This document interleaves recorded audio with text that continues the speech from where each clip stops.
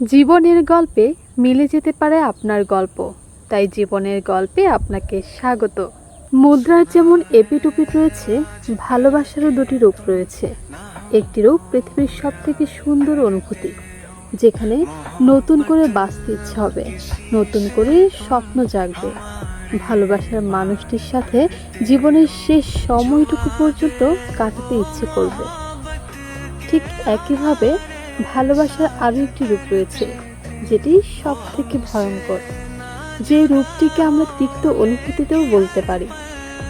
এই তিক্ত অনুভূতিতে ভালোবাসার মানুষটির সাথে আপনার দূরত্ব বাড়বে, আপনার ভালোবাসা একটু একটু করে কমে আসবে, এত বেশি তিক্ত হয়ে দাঁড়াবে যে সেই ভালোবাসার মানুষটিকে দ্বিতীয়বারের মতো আর দেখতে চাইবেন না, কিংবা তার ছায়া পর্যন্ত সহ্য করতে পারবেন না।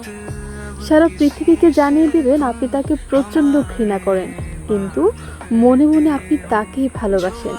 কি অদ্ভুত না আমাদের এই ভালোবাসার অনুভূতি! আসলে আমরা মানুষ, আমরা ভালোবাসার পূজারী।